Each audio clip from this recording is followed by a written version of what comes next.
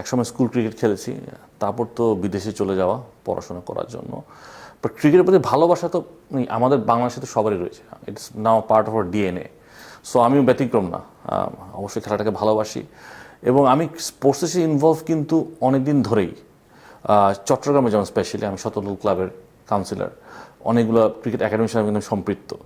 তো যেটা হয়েছে কি, গত 16-17 বছরের যে রাজনৈতিক প্রেক্ষাপট ছিল, ওই সময় কিন্তু আমাদের সামনে আসার কোনো সুযোগ ছিল না।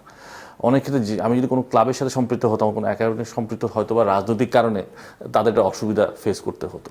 সো পিছন থেকে কাজ করে গেছি। এখন একটা সুযোগ এসে সামনে থেকে কাজ করার এবং বেসিক্যালি ভিজিবলি কাজ করার এবং একটা কি বলবো একটা কন্ট্রিবিউট করার একটা সুযোগ এসেছে। তো সেখান থেকে কিন্তু বিসিবির সাথে সম্পৃক্ত হওয়া। আমার মনে হয়েছে যে ক্রিকেটে, স্পেশালি ক্রিকেট বোর্ডের মাধ্যমে বাংলাদেশের ক্রিকেটকে এগিয়ে নেওয়ার জন্য কিন্তু অনেক অনেক সুযোগ রয়েছে এবং যদি পজিটিভলি কাজ করা যায়, I think potential is immense. So সেখান থেকে কিন্তু একটা সংযুক্ত হওয়া। আর তার পাশাপাশি তামিমের সাথে একটা সম্পর্ক আগে থেকেই ছিল, তো তার সাথে প্রায় ক্রিকেট নিয়ে কথা হতো। সেও চট্টগ্রামের ছেলে, আমিও চট্টগ্রামের ছেলে, সেখানের মধ্যে একটা একটা কানেকশন তো আছেই।